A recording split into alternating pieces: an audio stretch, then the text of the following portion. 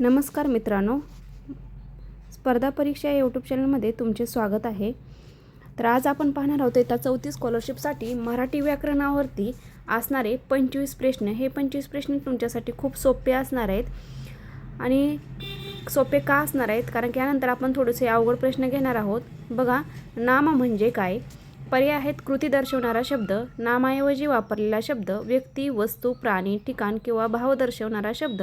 आणि डी नंबरचा आहे वर्ण दर्शवणारा शब्द. तर उत्तर आहे आपलं सी नंबर, व्यक्ती, वस्तू, प्राणी, ठिकाण किंवा भाव दर्शवणारा शब्द म्हणजे नाम होय.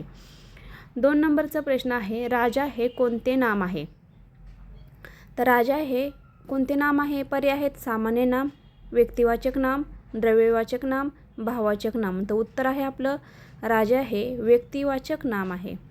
त्यानंतर 3 नंबरचा प्रश्न आहे पाणी हे कोणते नाम आहे? पर्याय आहेत व्यक्तिवाचक, सामान्य, द्रव्यवाचक, भाववाचक. तर उत्तर क्रमांक सी बरोबर आहे, पाणी हे द्रव्यवाचक आहे. 4 नंबरचा प्रश्न आहे सर्वनाम म्हणजे काय? पर्याय आहेत क्रिया दर्शवणारा शब्द, नामाऐवजी वापरला जाणारा शब्द, विशेषता सांगणारा शब्द, काळ दर्शवणारा शब्द. तर उत्तर आहे सर्वनाम म्हणजे नामाऐवजी वापरला जाणारा शब्द. लक्षात ठेवा, हे प्रश्न तुमच्यासाठी खूप खूप महत्त्वाचे आहेत. हे टेस्ट सिरीज असल्यासारखे समजा. त्यानंतर 5वा प्रश्न आहे तो, ती, ते हे कोणते शब्द आहेत? बघा, तो, ती, ते. आता पर्याय आहेत नाम, क्रियापद, सर्वनाम आणि विशेषण. पर्याय क्रमांक सी बरोबर आहे, तो, ती, ते हे काय आहेत? सर्वनाम आहेत.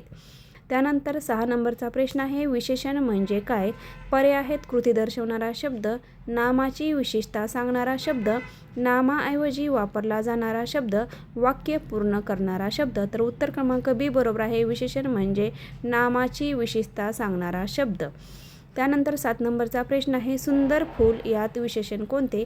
पर्याय आहेत ए फूल, 2 नंबर आहे बी सुंदर, 3 नंबर आहे फुलं सुंदर, डी आहे काहीच नाही. तर उत्तर आहे बी, सुंदर फूल हे काय आहे? सुंदर हे विशेषण आहे. त्यानंतर 8 नंबरचा प्रश्न आहे क्रियापद म्हणजे काय? पर्याय आहेत व्यक्ती दर्शवणारा शब्द, कृती किंवा हालचाल दर्शवणारा शब्द, सी नंबर विशेषता दर्शवणारा शब्द, डी नंबर नामाऐवजी वापरला जाणारा शब्द. तर क्रियापद म्हणजे कृती किंवा हालचाल दर्शवणारा शब्द. उत्तर क्रमांक बी आहे. राम खेळतो या वाक्यात क्रियापद कोणते? तर राम खेळतो या वाक्यात क्रियापद ए नंबरचा आहे पर्याय, राम, खेळ, खेळतो, तो. तर उत्तर आहे सी, राम खेळतो या वाक्यात क्रियापद कोणते आहे? तर खेळतो. त्यानंतर 10 नंबरचा प्रश्न आहे काळ किती प्रकारचे असतात? पर्याय आहे 2, 3, 4, 5. तर उत्तर क्रमांक 2 आहे, काळ 3 प्रकारचे असतात, वर्तमान काळ, भूतकाळ आणि भविष्यकाळ. मी शाळेत गेलो हा कोणता काळ आहे? वर्तमान, भविष्य, भूत आणि आज्ञाती. तर उत्तर क्रमांक सी बरोबर आहे, भूतकाळ आहे, मी शाळेत गेलो. 12 नंबरचा प्रश्न आहे वचन किती प्रकारचे असतात? तर पर्याय आहेत 1, 2, 3, 4. उत्तर क्रमांक बी बरोबर आहे, वचन किती प्रकारचे असतात? 2 असतात. मुलं या शब्दाचे एकवचन काय? मुलं या शब्दाचे एकवचन मुलगा, मुली, मूल. उत्तर क्रमांक मुलं या शब्दाचे एकवचन काय आहे? तर मुलगा, मुली, मूल, मुलं. तर उत्तर क्रमांक काय असणार आहे मित्रांनो आपला? मुलं या शब्दाचे सी नंबरचा आहे मुलं. लिंग कोणत्या प्रकारचे असते? तर लिंग, मुलगी हे कोणते लिंग आहे? पुल्लिंग, नपुंसकलिंग, स्त्रीलिंग, सर्वलिंग. उत्तर सी. तर मित्रांनो उत्तर क्रमांक सी आहे, मुलगी हे स्त्रीलिंग आहे. त्यानंतर 16 नंबरचा प्रश्न आहे समानार्थी शब्द म्हणजे काय? वेगळा अर्थ असलेला शब्द, समान अर्थ असलेले शब्द, विरुद्धार्थी असलेले शब्द. तर डी नंबर आहे लहान शब्द. तर उत्तर क्रमांक बी आहे, समान अर्थ असलेले शब्द म्हणजे समानार्थी शब्द. त्यानंतर पुढचा प्रश्न आहे आकाश या शब्दाचा समानार्थी शब्द कोणता? तर पर्याय आहेत जमीन, पाणी, नभ, वारा. तर उत्तर क्रमांक सी बरोबर आहे, आकाश या शब्दाचा समानार्थी शब्द काय आहे? नभ आहे. त्यानंतर विरुद्धार्थी शब्द म्हणजे काय? समान अर्थ असलेले शब्द, जोड शब्द, विरुद्ध अर्थ असलेले शब्द. डी नंबर आहे वाक्य.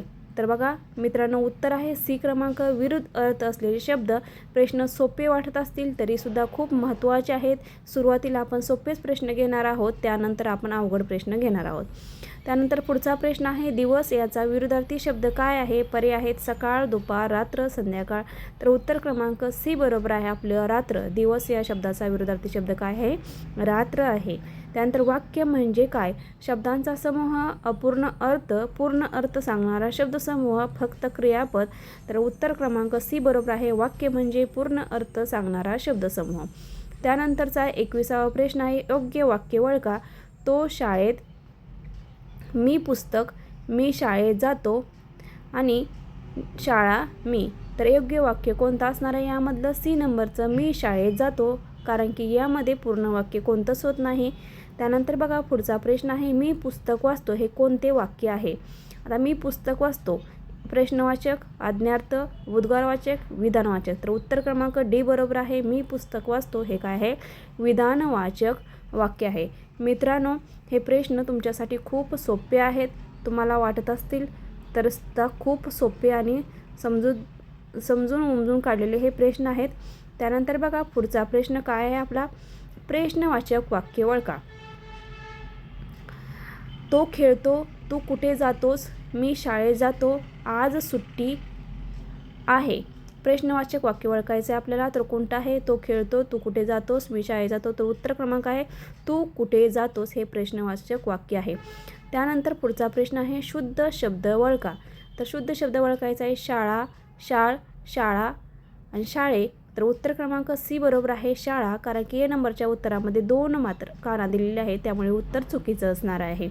व्यवस्थित लक्ष द्यायचं आहे. काना, मात्रा, वेलांटी, कडी या जर गोष्टीकडे तुम्ही लक्ष दिलं तर तुम्हाला परीक्षेमध्ये सुद्धा कोणत्याही प्रकारची अडचण येणार नाही, कारण की शुद्ध शब्द ओळखावरती सुद्धा प्रश्न विचारले जातात.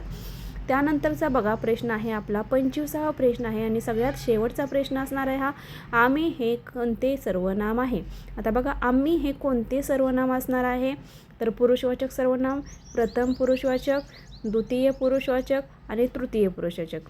आता आम्ही यासाठी तुम्हाला काय करावं लागणार आहे, सर्वनाम शोधण्यासाठी बघा उत्तर क्रमांक काय असणार, आपलं द्वितीय पुरुषवाचक सर्वनाम असणार आहे. आम्ही हे द्वितीय पुरुषवाचक सर्वनाम असणार आहे. तर मित्रांनो, आज आपण काय केलेलं आहे, मराठी व्याकरणावरती सुरुवातीला सोपे प्रश्न घेतले आहेत, म्हणजेच सोप्या प्रश्नांचा 25 प्रश्नांचा आपण आज काय केलेला आहे, अभ्यास केलेला आहे. अशाच प्रकारचे डेली तुम्हाला काही 25 प्रश्नाचा सराव घेऊन येणार आहोत आणि हे प्रश्न तुमच्यासाठी स्कॉलरशिप परीक्षेसाठी 4थी आणि 5वीसाठी खूप खूप उपयोगी असणार आहेत. आणि तुम्हाला मराठी व्याकरण येणे हे सुद्धा खूप गरजेचं आहे. तुम्हाला स्कॉलरशिप असो किंवा रेग्युलर परीक्षा असो, यासाठी तुम्हाला या प्रश्नांचा सराव होणे खूप गरजेचं आहे. त्यामुळे तुम्ही व्हिडिओ शेवटपर्यंत नक्की बघत जावा. आजच्या व्हिडिओमध्ये आपण हे 25 प्रश्न पाहिले आहेत. उद्याच्या व्हिडिओमध्ये सुद्धा अशाच प्रकारचे 25 प्रश्नांचा सरावसुद्धा घेऊन आहोत. जर आजचा व्हिडिओ आवडला तर लाईक करत जावा, शेअर करत जावा, कमेंट करत जावा आणि आपल्या चॅनेलला सबस्क्राईब करायला विसरू नका. धन्यवाद.